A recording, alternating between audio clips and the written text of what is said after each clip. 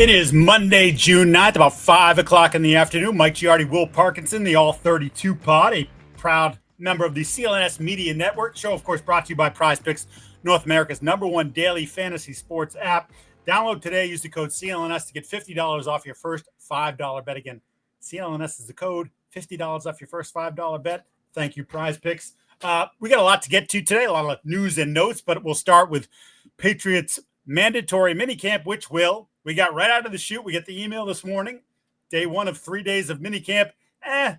Wednesday, not so much now. Mike Vrabel going to have the guys come in, but they're not going to practice. Sounds like it's going to be a little bit of a team building event, but we see this a lot, right? Especially when teams feel like they're in a good place, that maybe they cut off that last day of mandatory minicamp and sort of give the guys a job well done. Yeah, usually it's a little bit of like a reward that it's like a reward. I don't know how much the TikTok audience will appreciate that one. Look, it's always a good thing, right, to have these guys. You want them in here working. The Patriots, similar to the Jets and a lot of these other teams, have had really good attendance rates, and they've been actually really working these guys. You mentioned it.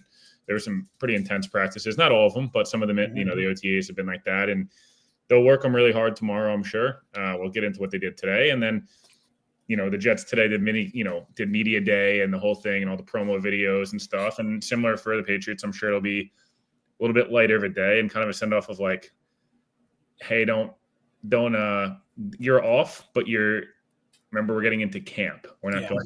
It's not the off season. It was actually interesting because Ted Johnson, former Patriots linebacker who now works on the afternoon show for WEEI, he was down there and got a chance to interview his old teammate Mike Vrabel after practice, and I just happened to see one of the clips that they posted, and I know he's awesome. And Vrabel said, "These are the 5 most important weeks of the off season." And to your point, like, you got to keep doing what you've been doing to stay in shape, make yourself be ready for when training camp starts for real, pass the conditioning test, do all those sorts of things, keep your head in the playbook as well. We've seen guys at various points during this period who will get together. Quarterbacks will throw receivers. That's obviously important, I think, for teams, especially trying to build a foundation here. I think back to the COVID year when nobody was supposed to be around anybody, and Tom Brady told his guys, "Meet me at the field. We're going to be throwing," and just sort of the foundation. You want to talk about maskless Tom? Yes. Yeah. They didn't give a damn. And you know what? I don't think anybody in Tampa cared either when they won the Super Bowl about 7 months later.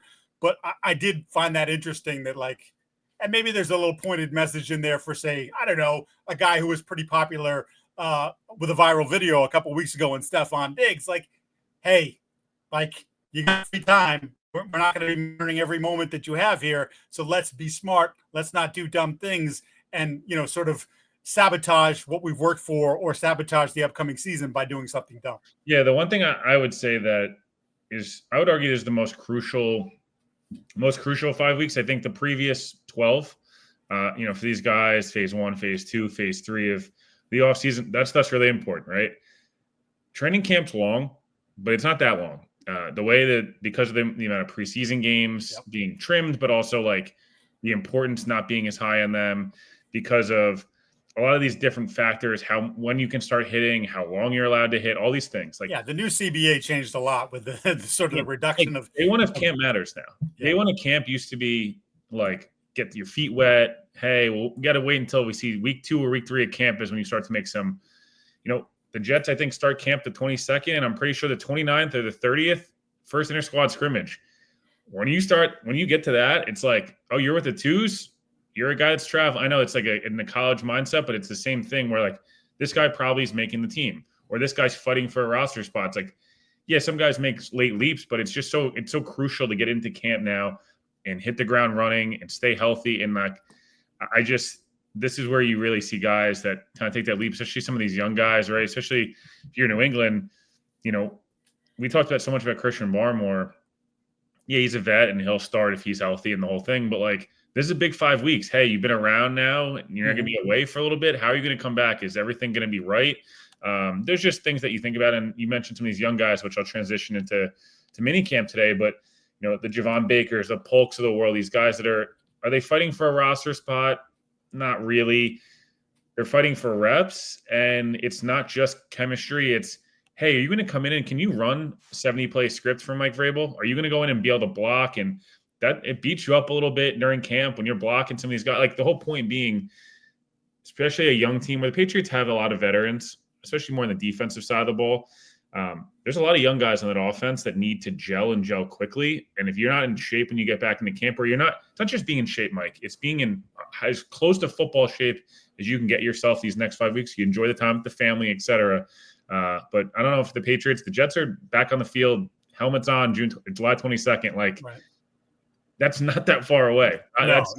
My wedding anniversary is the 21st. I'm like, I haven't even planned everything yet. So, my point being, this is going to come up on us quickly. Yeah, I think there's no question. You made a couple points that I want to touch on. I want to hit quickly, though, on Barmore because we get to talk to him again today, first time in about 3 or 4 weeks. And remember the last time we talked to him, we had this conversation because we've been sort of cautious about him the entire time. Yeah. The blood clots and the recurrence when he came back. And when we talked to him the first time, he said he was confident that was a thing of the past. And I tried to ask him without getting you have to give me the full details of your doctor workup, but why are you feeling so confident? Did the doctors tell you something? And he didn't want to talk about it. I circled back on him today. I asked him the same question. He did not give an answer. He talked very excitedly about the season, the confidence that he has right now. And one of the things that stood out to me was pre-practice, Vrabel said, the defensive line has to be a strength of ours. And then when you talk to Barmore after practice, lit up with a big smile. He's like, we got dogs. And, you talk about Milton Williams. You talk about the idea that maybe Keon White now can be freed up to this is what you have to do. You don't have to juggle between positions. You're playing on the outside. And because of Milton Williams and a healthy Christian Barmore on the inside, you're going to get singled up a lot. And it's time to take a leap. I think we talked about him being one of those guys who could take a step up. But there's clearly internally – they've talked about it. Now they're talking about it externally. They feel like the heart of their defense, those two guys in particular, can really change what they're doing. And again, it's June. They're not in full pads, but I like the confidence with which Barmore talked. I like the energy. And Vrabel mentioned that again about Barmore's sort of energy. It's going to be a fun unit if they're healthy, especially in the interior.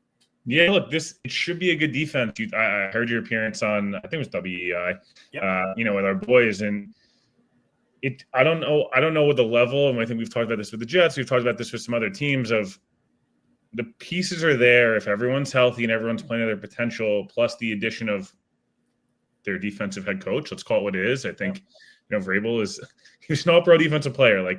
He can say how much he wants to work with the offense and all that stuff. At his core, he's that's his bread and butter. Yeah, it's his bread and butter, right? And that's not a bad thing. This should be a top half of the league unit, no matter what. How high they get in terms of how good they, in terms of not physically how high they get, but more in terms of rankings, is going to be not only just on this offense, the special teams unit, to put them in better situations than they were frankly put in last year, but it's on guys like Barmore and Gonzalez, in my opinion, who are star all pro level guys. Can you give me 17 games at a high clip? Because I know what Milton Williams is going to be probably, you mentioned it too. The numbers are going to get better in terms of total, counting stats, but some of those win rates and stuff. I mean, look, hey, maybe he stays at the same win rate he was at. That'd be fantastic, but that means he's probably going to Canton. So yeah, it's going to drop a little bit, but it doesn't mean he's not going to be as good of a player. Or can Carlton Davis give you 14 or 15 games and play most of the year? And if he misses it, it's 2 weeks in the middle of the season and it's wrapped around the bye. So he's out for 3 weeks, but it's only 2 games. Those are the things that need to kind of go their way defensively to be that really good unit. But no one should be running the ball in the Patriots this year. No. Keanu White's a really good run defender. Milton Williams has every capability to be a really good run defender. Barmore is a dog inside. And again, a Vrabel defense automatically should protect against that. So where they might get exposed is maybe in the middle of the field against more like safety and linebacker, where they've got some good players, but it's maybe the weakest part of their defense. Being realistic, teams are going to probably attack some of that slot stuff, some tight ends and things like that. But on the outside and interior, no one should be running the ball on them, and no one should be gouging them for 175 yards on the outside. Gonzalez is too good of a player, and Davis is talent-wise, as good as it gets as a number 2. Again, how much he's on the field, obviously, we'll see. Yeah, I mean, that's been sort of his thing the last couple of years, is the inability to stay on the field consistently. Transition to Drake Maye. One of the first things he told us was that he was bummed out that they're about to go away for 5 weeks, right? Because he's obviously been immersed in this Josh McDaniels offense, trying to build relationships with some of the younger receivers, some of the veterans they brought in. Matt Collins still hasn't dressed. He still hasn't been on the field. He's been there, but hasn't been on the field. Diggs obviously was not a regular participant, although, of course, he has been here the last couple of times that we've been available in this big mandatory minicamp. He should be there, but still working off to the side more than he's working with the team as he still rehabs that ACL injury. But I like that sort of just like, yeah, I'm getting married in 2 weeks, but I'm kind of, but I'm bummed out right now because we got a good thing going on here. Not bummed out that he's getting married, bummed out that they're just not continuing to work. And then what I've liked, and we continue to sort of stress the relationship with McDaniels and how is this all going to fly. He keeps talking about, every time that we had a chance to speak with him, that Josh is asking him a lot about what he likes. What did you like from last year? What did you like from North Carolina? What are the things that we can incorporate that you feel comfortable with? And when he had his sort of, at least in front of us, bounce back practice last week, a lot of that stuff was new stuff for Josh McDaniels. And Josh talked about it. It was the Thomas Brown influence, their passing coordinator. It was Todd Downing, former interim offensive coordinator for the Jets, former offensive coordinator for the Titans, his influence and sort of seeing this process grow. But Josh is smart enough to know, like, yeah, I have a system and I have beliefs, and we're going to do some of that. We're going to put you under center, maybe more than you like and more than you're comfortable. But when push comes to shove and we get to that point in either training camp or early in the season where, hey, this isn't working, I'm not going to keep pounding it. I'm going to trust that my quarterback to put him in the best positions possible. And I think that's at times last year, because of the personnel issues, they couldn't necessarily do that, right? You just, hey, we can't block at left tackle. We can't block at left guard. We can't block at right tackle. Like, you can't really fix all of that thing. So we have to do these certain things because that's all we have time to do. Now feeling like they've at least made efforts to improve up front and have improved at the coordinator position, that they can sort of hone in on the stuff that Drake does well, supplement it with things that they feel like they need to do. And that maybe, and he was asked this, May was asked about their identity, and he was kind of like, well, you're sort of seeing it, but again, we can't run the ball. This is passing camp. So you for the guys up front, that's really important. But I think you're starting to see a little bit of like, this is who we want to be, and we'll see if they can build on that when we see them again in July and August. What'd you think of his comments? And I don't think there was a big deal, but he was like, Stefon Diggs seems like an awesome teammate. And I hate when people nitpick like a specific word.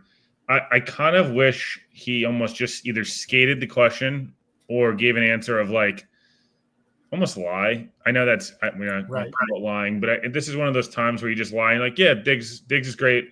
He hasn't been around a ton, but he's here now, and that's great. And I know that's the gist of what he's saying. I just know people are going to beat him up for the seems awesome comment. And again, it doesn't matter. I don't care about it personally. It's just I'd like to see it's almost like take a breath, then answer the question. And like that's just one of those Drake's going to learn over time. Yes. New York, Boston, LA, these different Chicago, the bigger media markets, like just put yourself in a slightly better spot because someone's going to ask the next time availability. Yep. You say he seems awesome. Is he awesome now? Like, and just right. Little window. That's an experienced guy in New York who's the fan and all the things that go on there, but also someone who's dabbled and listened as you have to some of the stuff that gets put out here in Boston. And when you said that, immediately popped into my mind the 2 to 6 show on 98.5, Felger and Maz. Felger will find that word. He'll see it. He'll listen to it, and he will pick it to pieces. And to me, when I heard it, I didn't think anything of it. Yeah, I didn't think anything of it. I just think it's one of those learning moments for him where just no. I think you're spot on. It's funny as we've gotten to learn Drake. As we've gotten to learn Drake over the last year. He's a really fast talker, like to the point where when I transcribe him off my phone, when I make the recordings, I usually have to play him at half speed. That's how fast he talks. So there's not a lot of pauses or silence. He just one word goes into the next and he kind of talks rapid fire. And I think that's one of those things as he gets more experienced with the market and the media and the whole thing. he'll take a breath, and on questions that maybe could be traps or landmines for him, he'll pick his spots a little bit better and not just speed talk through it. Because, again, you fill those holes, fill those blanks in with some words. That's sometimes where I don't think we do it in the beat, although we've been accused of it, but I think it's more of a sports radio, sports talk show. I just saw Florio aggregated, so that's why. Well, I mean, but of course. Diggs, by the way, just quickly before we move on to our next topics, and of course here for PrizePicks, Diggs, I've seen people write that he doesn't have a limp. He has a limp. It's not pronounced. He definitely has a limp. It's not pronounced. It's not like, oh my God. Like, and again, we talked about this, I think the last time we spoke about him, like Kendrick Bourne at the same point. I mean, basically they had their surgery at the same time, a year apart. And Kendrick Bourne, we didn't see Kendrick Bourne till like late summer. Like he wasn't out there. Like Stefon Diggs is way ahead of that timetable. And his quickness, you see in the cuts, it's like he looks good in that short stuff. When I've seen him push off and turn upfield is when I've noticed that there's a little bit of a hitch. Again, we're talking 7 months since the surgery. I mean, anybody who knows like that's not uncommon, but I just think I just want to put it out there because I think people who've covered the team are saying there's no limp. I don't know what they're watching. There's a little bit of a limp. That's all. Yeah. There's a little bit of a limp. Some of the happy horse shit you get, I'm just trying to shoot you straight. I'm shooting you straight. There's a little bit of a limp. This is the same thing when the Aiden Hutchinson video came out. And yes, and all due respect to people that run troll accounts and whatever, and you get your $16 from Elon bucks, like that's cool. Aiden Hutchinson's going to have a limp right now. Mm-hmm. But the fact he's even where he is based on the injury he had means, wow, he's just showing the progress. It's really showing the progress of where you're at. Diggs is way ahead of schedule. Way ahead. He could not play an NFL game right now. Those are two different things. And that's totally fair. There's zero reason to be concerned. If anything, it's optimistic that week one's not crazy. But we're only 3 months out. And in the next 90 days, how confident he's going to be. And I saw Mike Williams do this last year. Mike Williams was like that bigger receiver, but similar age, similar, outside guy. And Williams, I believe, tore it week 3. If I'm not mistaken, week 4 in 2023. So Williams didn't really look right all year, but he didn't really practice until he maybe did individual drills week 3 at camp last year, and then somehow played 3 weeks later, which was, again, topic for another day. No one cares. Point being, Diggs is ahead of that. But it's a confidence thing, too. When you go up and get the ball and the bodies are flying, like, Mike, I would take the over-under at practice 10.5, or the more or less on PrizePicks, 10.5, and be the practice. Diggs can go full speed. That's my in the camp. So week 2 of camp is when I bet you we see him go, hey, you'll get in some 7-on-7 team drills, work indie drills, and some other things before that. Yeah, and it's funny because he's a veteran, even though he's not in this isn't the system that he's been playing in, that if he stays up on his playbook, that I could even see this, like, in terms of not even pushing him pushing him. They'll push him to be in condition and they'll want him to work in there. But I could see that being week 3 in August, August 21st, and people being like, is he going to be ready? We haven't really seen him go crazy. And because he's been in the league for 10 years and because he still has some quick twitch and some skill set like that they still might roll him out there in week 1 if he feels confident and they feel confident in the knee. We mentioned PrizePicks because you have to. So much going on. Baseball. By the way, Red Sox took 2 out of 3 at Yankee Stadium. Just throwing it out there. Clutter is king over here. And called up Roman Anthony finally. But you've got that. You've got playoff basketball, playoff hockey, PrizePicks, unbelievable daily fantasy sports app, accessible to all, where you can take 2 players up to 6. Choose more or less on their total. Draisaitl and McDavid, if you want to get a little crazy. Exactly. To win up to 2,000 times your money. That's right, 2,000 times your money. All you got to do is download the app, CLNS. And if you do that, I download the app, then use the code CLNS. You do that, you get $50 off your first $5 bet if you are a new member. So again, download the app today. Use the code CLNS to get $50 off after your first $5 bet. PrizePicks, run your game. All All right, let's transition to the Midwest, to Green Bay, where should we hit Godwin first? Oh yeah, duh. I skipped that. I was all excited about our guy Dan Pompei. Dan Pompei writes an incredible feature on Chris Godwin in The Athletic, in which early in the story, Chris Godwin turns down. Someone here reported this. Yes, and I do remember people like, you're crazy, that I had reported prior to free agency that the number that sources around the league believe was going to be north of $25 million a year for Chris Godwin. I know some people in the Patriots kind of cringed when they saw that, hoping that wasn't going to be the case.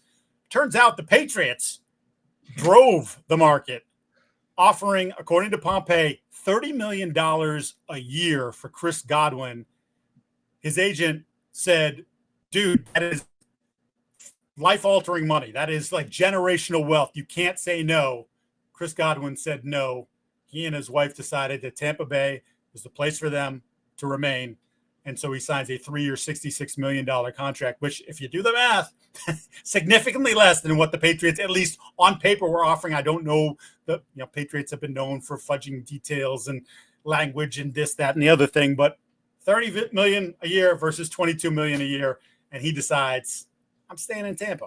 Yeah, and Chris even said 30 was the starting point with the Patriots. He said he believed that if they had played the game a little bit, maybe it got to 31, 32, 33. Mike, Diggs was, obviously a balloon number, but you have to assume, based on what Godwin was saying, based on what you reported, Dan reported, that was probably going to be 4 for 120, 4 for 125, and maybe it was really a glorified 3 for 90, or, I'm sure the fourth year was some funny money and maybe parts of year 3. I'm sure it was there were still probably really hefty guarantees in there. Yeah. I know people are like, my mentions were like, well, you don't know what the guarantees were. I'm like, I'm aware. I'm not saying I do. I'm just telling you it was probably going to be significantly more than what Diggs got, and Diggs got, a lot of money. Like there's no question about it. 18.5 guaranteed basically for the 1 year. Of that money is very different, and I get that. Diggs also, is a little bit more of a headache than Chris Godwin has been in his career, to say the least. Although Godwin's coming off, a really serious injury himself. Yeah. So I'm not surprised at this. I think, selfishly, I was happy to see what you reported confirmed by somebody else who I respect as well. And that was, and Godwin himself confirmed it. So this wasn't even like source. It was like Godwin's like, buddy, I'm telling you what was on the table. I just think it shows you Tampa's got something there. I think similar to what Mike Evans took less money to return there. I think Jason Light does a good job, generally speaking, of how they spend their money. Now, spending money on Hassan Reddick, who's already held out, not the smartest. But I think it's a structure of like, hey, Baker, Mike, Bucky Irving, I know it's here. The no state tax, the nice weather, all those things do play into it. And I think New England's getting to the point where if things improve this year, they'll be able to probably not have to be the Toronto Blue Jays, where it's like, we always have the top offer this year. Yep. Someone take our money. I don't think it'll always be the case, but I do think it's not surprising. And I actually think, I guess on the face of it, maybe the Patriots, who knows? We'll see if the Patriots dodge the bullet. I don't know how Chris Godwin's going to age and if that works. Chris Godwin also might go out and have 1,300 yards this year, and Diggs might not be healthy, and everyone's going to be kicking and screaming about it. So, we'll see. But I thought it was important we talked about it because, again, that's a lot of money to offer a guy. I don't know if I consider Chris Godwin in that class, but I don't consider Calvin Ridley in that class either. And we talked about it a year ago, like what was going to happen with Ridley. Yeah, I mean, I think it's important to note that settled is too extreme, but for a lack of a better term that's coming to my head right now, that's what the Patriots had to do. They had to settle on Stefon Diggs. They wanted Chris Godwin. It was clear. They wanted DK Metcalf. They were okay with paying that money. They probably would have been okay paying the draft capital. DK wasn't okay with them. So, then you spin it the way they, Is he regretting that one? Right. Well, he might be. They obviously had interest in Brandon Ayuk last year. I wouldn't be surprised if that interest had continued. There was even some. By the way, we're all talking about this when things break. That contract, someone acquiring it, it's like 2 years, $28 million. And again, it depends how you feel about the ACL.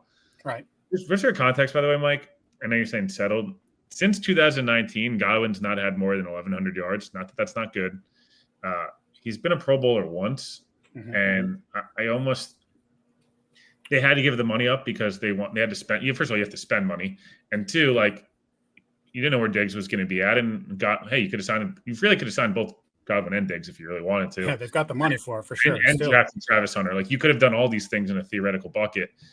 I don't know, like it would have been kind of crazy to like look at Godwin's price tag as a one-time Pro Bowler 6 years ago, to an ACL and a dislocated ankle previous, and then like you're the third highest paid receiver in the NFL. Right. Like I was like, wow, not great guy. And again, it's like you said, they're if things go the way they're hoping they go this year, the way the roster is being built, then next year they shouldn't have to be this team, the Toronto Blue Jays, paying that high extra tax to get people to come here.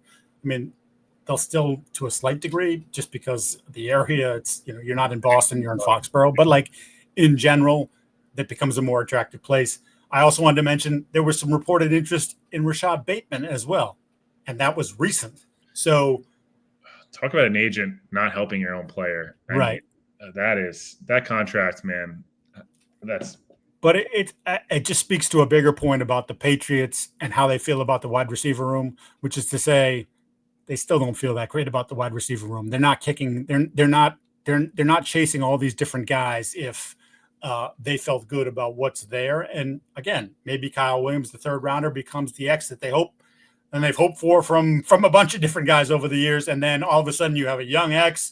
You got Diggs coming back. If he can get to 85, 90% of what he was, whether it's pop or it's the flavor of the month right now is Efton Chisholm, like whoever it is in the slot, like you can find these different pieces. You add veteran and Hollins, and then all of a sudden you're like, oh, we actually have a room that has some high-end talent, but also can sustain. But again, we're a long way off from being able to declare that. You know this better than anybody. Always watch the actions of teams, not what they tell you. The Jets haven't said anything about receiver. And they haven't added anybody at receiver. So they're telling you we're okay with this room for right now. The Patriots have told you we're good with the room and have looked to trade ourselves. and have done everything. They're telling you like we're not okay with the room and we want to be okay with it.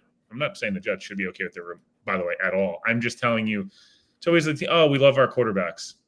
Well, didn't you just take one?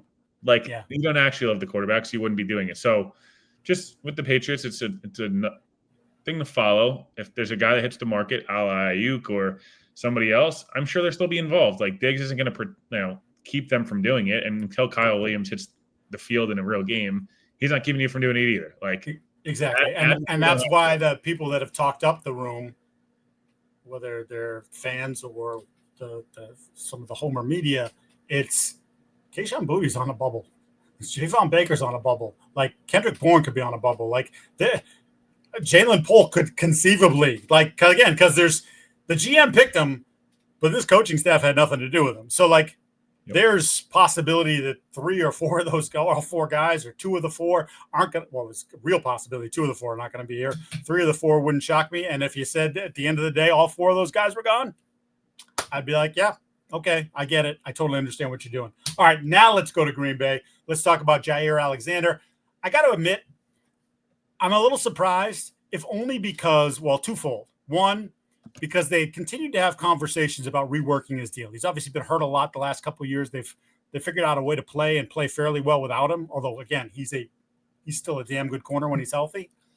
But that this dragged on to this point in June, and they weren't able to figure something out and had to release him because maybe they were hoping they would get a swing a last-minute trade and get something of value for him.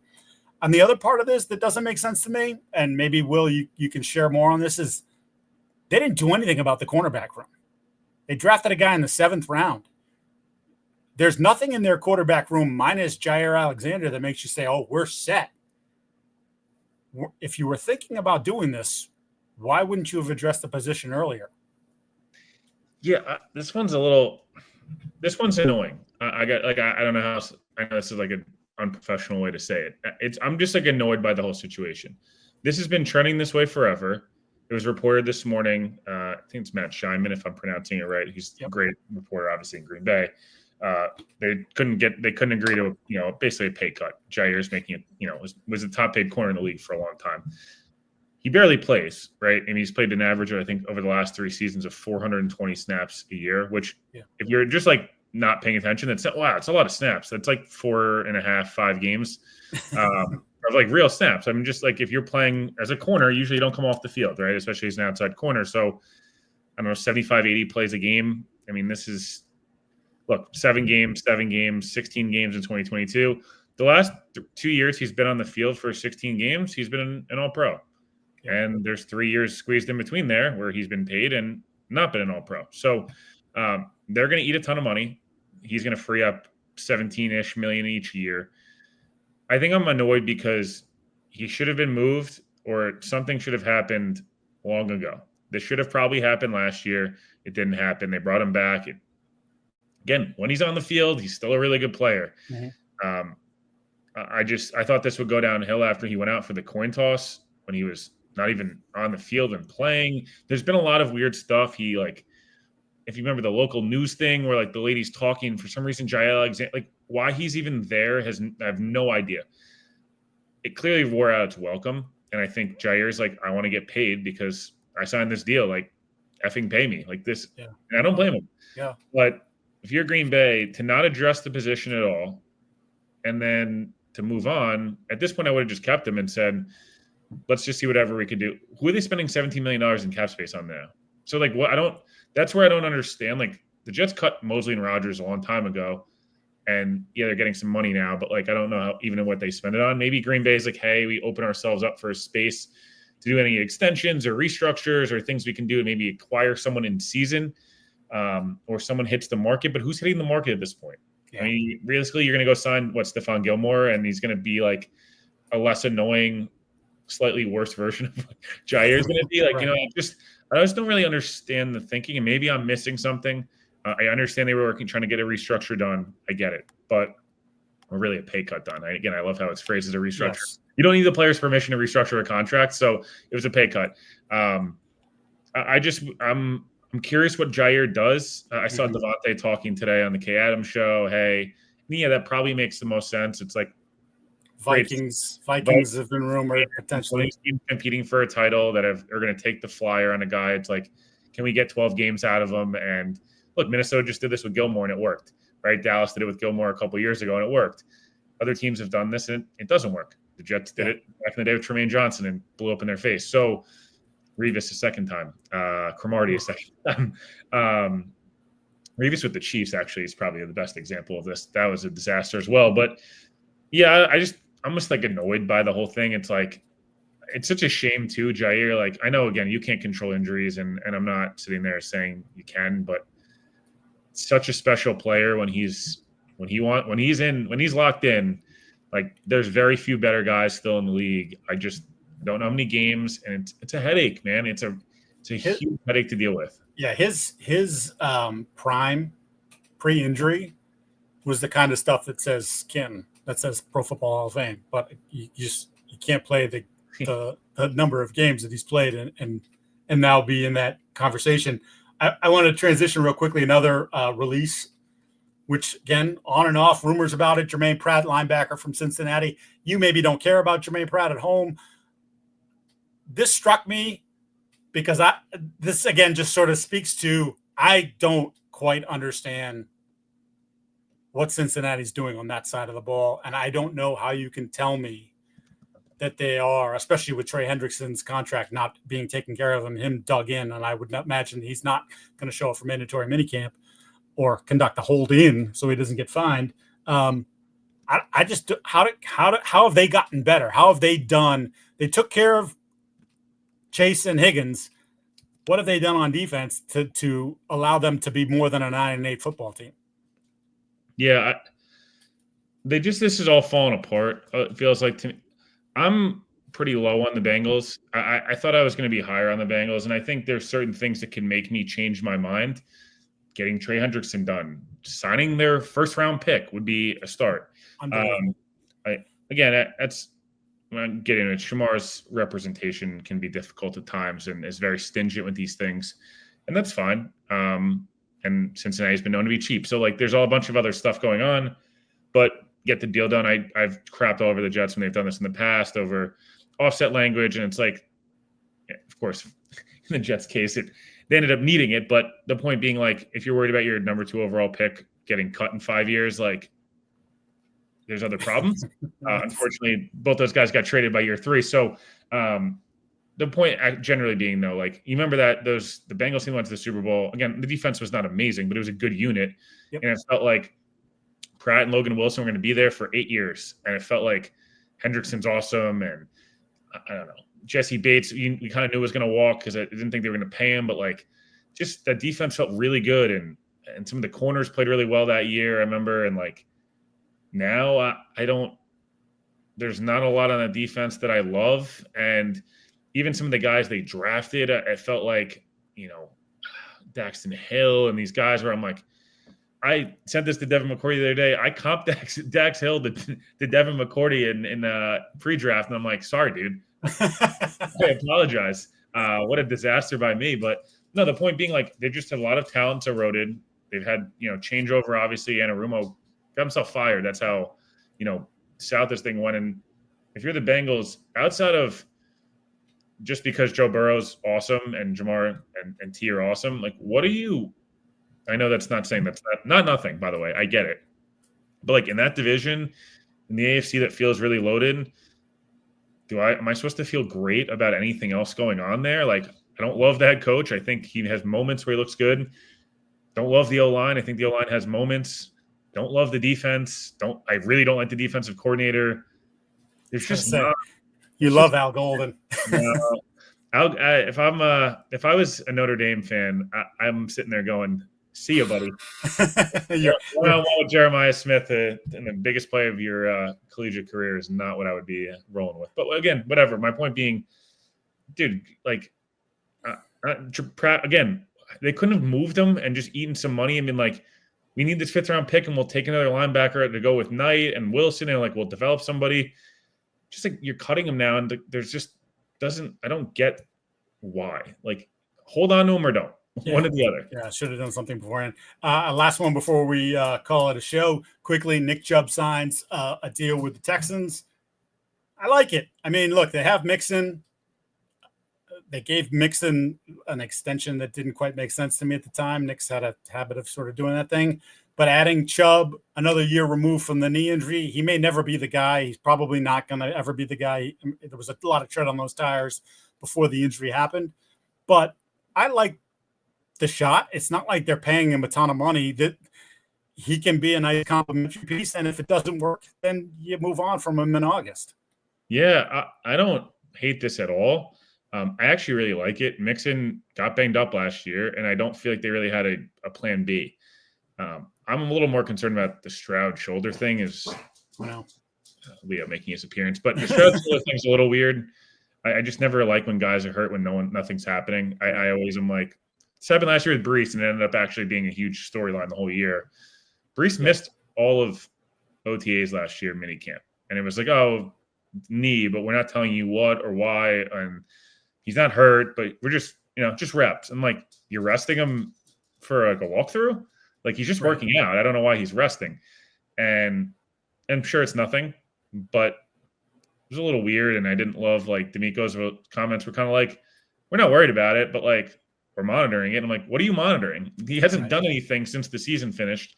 But yeah, I like the Chubb signing a lot, to be honest with you, just because if Nick Chubb's your 2, especially you can save some miles on 2 older backs, just split it. And, like, Mixon's probably gone after the year anyways. Chubb's probably gone after the year anyways. You reset, you draft somebody. And plus Stroud, like, pass pro-wise, just a little bit extra leadership in that. Remember, brand new offensive line. Stroud's still a young player. We've got a lot of young guys, like 2 brand new receivers, some veteran presence, and Chubb is, like, very different than Joe Mixon. Let's say that. There's no videos of Joe Mixon. Of Nick Chubb. So, yeah, I like the signing. You know what? That is the perfect cue. Leo is taking us out.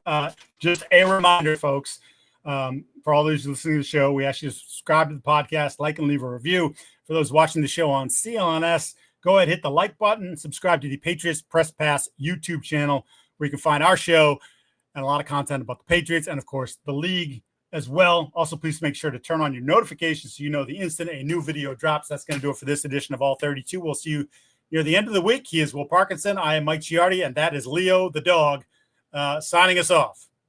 Good day.